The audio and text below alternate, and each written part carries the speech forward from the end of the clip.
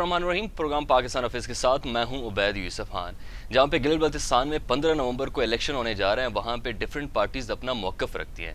बिलावल भुट्टो ज़रदारी कहते हैं कि गिलगित बल्तिस्तान के अवाम में सिर्फ भुट्टो जिंदा है, जब वहाँ पे मरियम बीबी कहते हैं कि वहाँ पे आज भी शेर का चर्चा हो रहा है। पीटीआई वाले कहते हैं कि इमरान खान वहाँ पे भी बाजी ले जाएगा। इन सब का पता तो तब लगेगा जब इलेक्शन का रिजल्ट आ जाएगा, लेकिन इस वक्त गिलगित बल्तिस्तान में क्या सिचुएशन है, इस सब चीज़ों पे बात करेंगे। हमारे साथ इस वक्त मौजूद है कॉल पे तर्जुमान वज़ीर आला गिलगित बल्तिस्तान इंटर्म गवर्नमेंट के जो वज़ीर आला उनके तर्जुमान जनाब फैज़ुल्लाह फ़राक साहब। अस्सलाम वालेकुम सर। वालेकुम सलाम। फैज़ुल्लाह फ़राक साहब, ये बताइएगा वहाँ पे इस वक्त सिक्योरिटी की क्या सूरत हाल है? इलेक्शन का जो दौरानिया चल रहा है, इलेक्शन होंगे उनके लिए क्या सिक्योरिटी इंतजामात किए गए हैं, उनके बारे में ज़रा आगाह कीजिएगा। हाँ, बिल्कुल गिलगित बल्तिस्तान में जो है वो 15 नवंबर को गिलगित बल्तिस्तान के असेंबली के लिए इलेक्शन होने जा रहे हैं और इस इलेक्शन में गिलगित बल्तिस्तान की मुकामी पार्टियों समेत वफाक की सारी जमातें हिस्सा ले रही हैं, जिसमें सरकर्दा तहरीक इंसाफ, पीपल्स पार्टी, पाकिस्तान मुस्लिम लीग नवाज, जेवाइफ है और जितनी भी बड़ी मेनस्ट्रीम की पार्टियां हैं वो यहाँ पे हैं और उनकी क़यादत भी गुज़िश्ता कई दिनों से गिलगित बल्तिस्तान के ठंड और यख मौसम में यहाँ अपनी कैंपेन मुहिम चला रहे हैं, क्योंकि आज 6 तारीख जो है वो इलेक्शन कैंपेन की आखिरी तारीख है और आज रात के बाद गिलगित बल्तिस्तान में किसी किस्म की सियासी जलसा नहीं होगा, क्योंकि चीफ इलेक्शन कमीशन की जानिब से ये हिदायत जारी की गई है कि आज के बाद जो कैंपेन है वो आज खत्म कर दी जाए और जाहिर सी बात है 15 नवंबर को पोल डे होना है।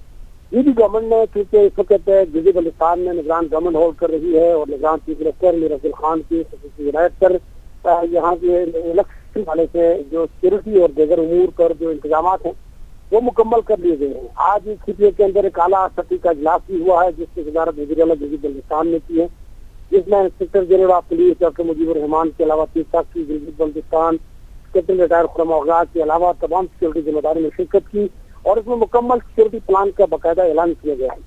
गिलगित बल्तिस्तान के इलेक्शन के हवाले से 13,481 सिक्योरिटी एहलकार को ड्यूटी को लगा दिया गया, जिनमें से 4,016 गिलगित बल्तिस्तान पुलिस के हैं, 3,000 सिक्योरिटी एहलकार पंजाब पुलिस से तलब किए गए हैं, 2,000 एहलकार खैबर पख्तूनख्वा पुलिस से तलब किए गए हैं, 500 एहलकार सिंध पुलिस के शामिल हैं। इसी तरह बलोचिस्तान से भी 200 अफराद सिक्योरिटी एहलकार इस इलेक्शन सिक्योरिटी मुहिम में जो इंतजाम इसमें शामिल है। इसके अलावा जो है 1700 जो सिक्योरिटी एहलकार हैं वो रेंजर्स के हैं, 965 एहलकार जीबी स्काउट्स के हैं और 1100 एहलकार एसपी के अपने फराज अंजाम देंगे। बल्तिस्तान के पूरे 24 हल्के हैं, लेकिन इनमें से 23 हल्कों में इलेक्शन होने जा रहा है। एक जो हल्का है वो गुज़िश्ता दिनों एक हमारे सियासी शख्सियत की रहलत के बाद खाली हुआ है, क्योंकि उसमें 22 नवंबर में इस हल्के में इलेक्शन होना है। 23 हल्कों में 15 नवंबर को इलेक्शन होगा। 23 हल्कों के टोटल जो पोलिंग स्टेशन है वो 1161 है और इसमें से जो है मर्द पोलिंग स्टेशन, मर्दों की जो स्टेशन है 364 है, फीमेल स्टेशन 365 है, कंबाइंड जो स्टेशन है पोलिंग स्टेशन 428 है। इसके अलावा गिलगित बल्तिस्तान के जो categorisation of 11-16 polling station on sensitivity basis पे जो किया गया है, 418 जो पोलिंग स्टेशन है इनको इंतहाई हसास करार दिया गया है, 311 पोलिंग स्टेशन को हसास करार दिया गया है, जबकि 431 पोलिंग स्टेशन नॉर्मल है। गिलगित बल्तिस्तान पुलिस इसको लीड कर रही है। इस वक्त जो तारीख में पहली दफा गिलगित बल्तिस्तान के जो इलेक्शन हो जा रहे हैं वो पैरा मिलिट्री फोर्सेस के जेर इंतजाम हो रहे हैं, जिसको लीड पैरा मिलिट्री फोर्सेस कर रही है और गिलगित बल्तिस्तान पुलिस जो है उसमें सरफहरिस्त है। आईजीपी डॉक्टर मुजीबुर रहमान की क़यादत में तमाम 10 इजलास के अंदर जो है सिक्योरिटी को मुनज़्ज़म कर दिया गया है। उनको मुतल्लिका स्टेशन तक पहुंचाने का सिलसिला जारी है और फार फ्रंट एरिया जहाँ पे पोलिंग स्टेशन होने हैं वहाँ तक भी पुलिस की डिप्लॉयमेंट हो रही है और उसके लिए तमाम सहूलियात फराहम किए गए हैं। तो भाई गवर्नमेंट जो केयर भी है वो इस बात की यकीन रखती है कि गिलगित बल्तिस्तान में फेयर साफ शफाफ इलेक्शन के माहौल को और तमाम सियासी जमातों को आज तक यकसा माहौल फराहम किया गया है और 15 दिन को भी इंशाल्लाह साफ शफाफ इलेक्शन के इनेकाद के जरिए पुरअमन गिलगित बल्तिस्तान एक बेहतर पाकिस्तान का मैसेज जाएगा। ठीक।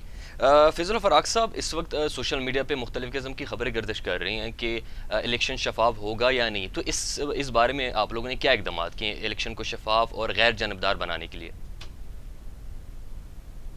बात है, निगरान गवर्नमेंट को बनाया गया था कि इस इलेक्शन को शफाफ बनाया जाए और जो केयर टेकर गवर्नमेंट है इसके अंदर जितने मिनिस्टर और चीफ मिनिस्टर हैं उनको भी जमाते से बलादस्ता लोगों को यहाँ पे लगाया गया था। और इस वक्त जो है इस बात पे समझौता होने कभी नहीं दिया जाएगा कि इलेक्शन में कोई शफाफियत ना हो, खुदा ना खास्ता।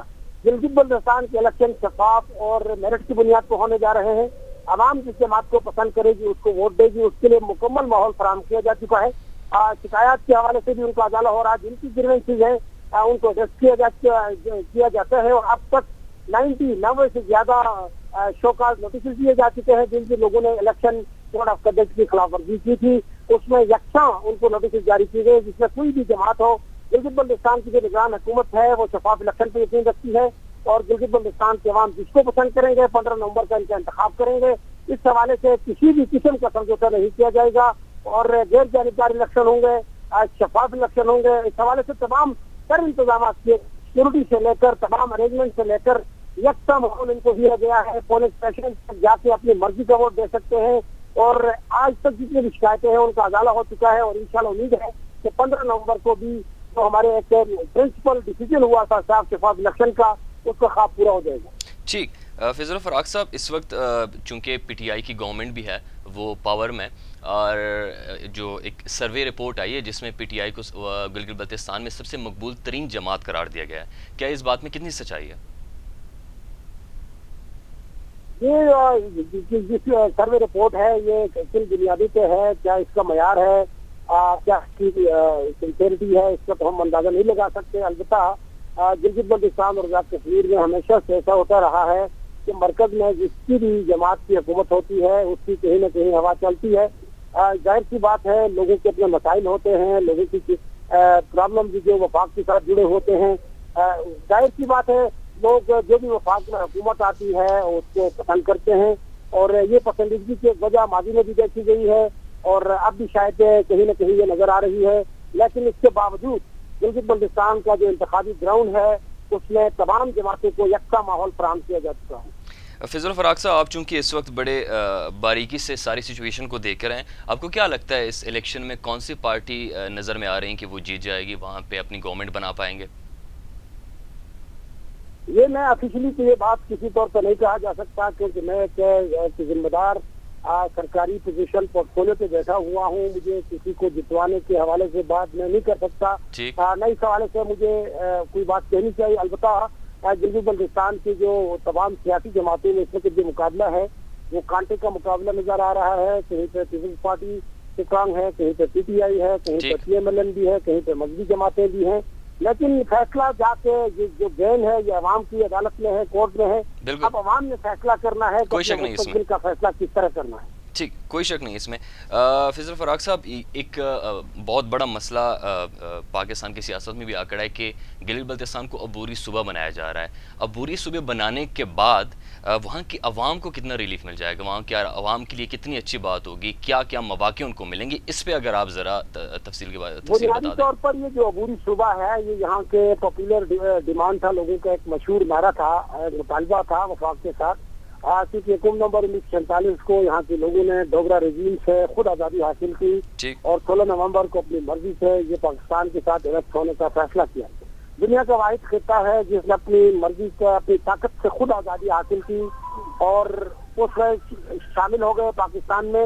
ये दुनिया का वाहिद इलाका है और ये दुनिया की वाहिद कौम है जो इससे किसी सदी में आईनी तौर पर किसी खिते के साथ जुड़ने की तहरीक चला रहे हैं। दुनिया में आपको कई तहरीकें नजर आएगी, टूटने की तहरीकें नजर आती है, लेकिन गिलगित बल्तिस्तान में कमिटमेंट है इस मुल्क के साथ। यहाँ जुड़ने की बात करते हैं, ये कहते हैं कि 73 सालों से हमने खुद आज़ादी हासिल की, मुल्क में शामिल हुए थे, तो पाकिस्तान के आइन में कहीं न कहीं हमारे लिए गुंजाइश होनी चाहिए और जितने भी वफाकी मरकजी मालियाती इदारे हैं, अपर हाउस और लोअर हाउस हैं, उनमें गिलगित बल्तिस्तान को नुमाइंदगी दी जाए। ये एक नारा लोगों का मुतालबा तो रहा है 73 वर्षों से।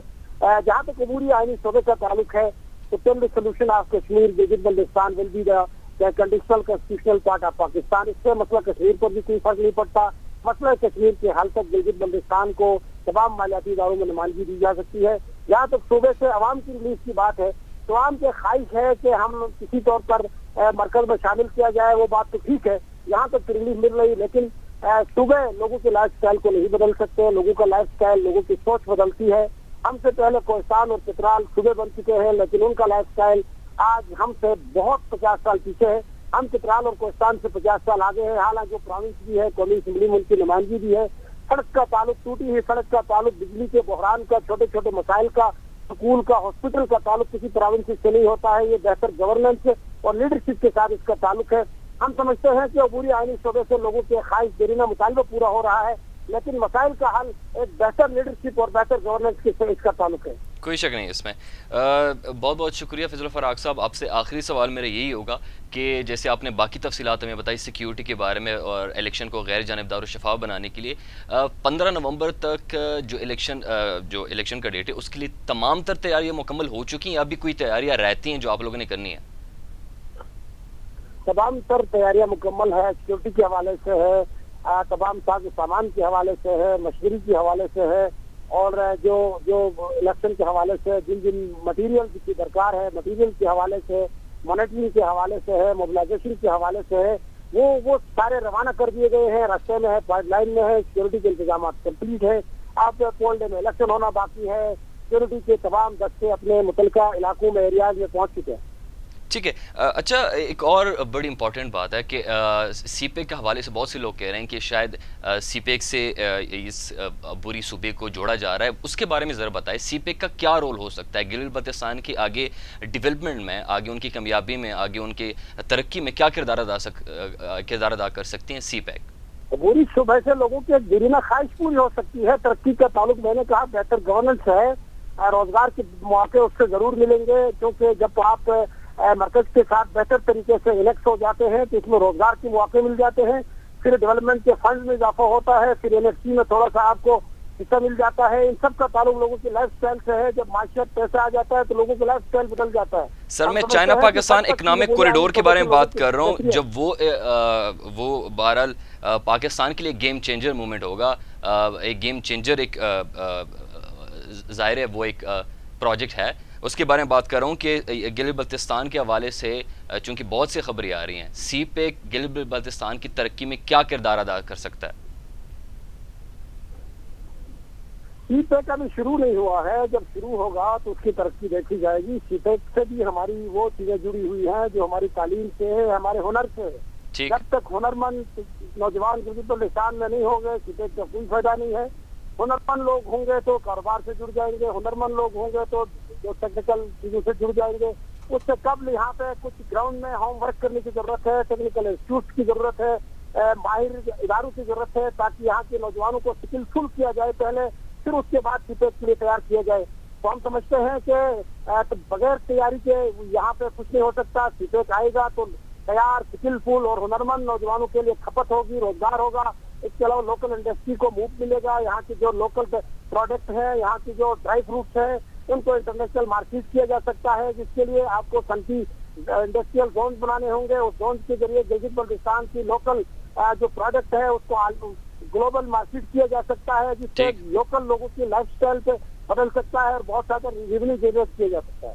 ठीक, बहुत बहुत शुक्रिया फैज़ल फ़राक साहब। ये थे हमारे साथ तर्जुमान गिलगित बल्तिस्तान से, तर्जुमान वज़ीर आला गिलगित बल्तिस्तान जनाब फैज़ल फ़राक साहब। उनके कहने के मुताबिक वहाँ पे सारी जो तैयारियां मुकम्मल हो चुकी हैं इलेक्शन के लिए जो 15 नवंबर को होने जा रहा है। वहाँ पे कौन सी पार्टी इक़्तिदार में आएगी वो तो इलेक्शन के बाद पता चलेगा, लेकिन जो भी पार्टी आएगी अवाम अपने फ़ैसला खुद करेंगे वहाँ पे। मुझे दीजिएगा इजाज़त, अल्लाह हाफ़िज़।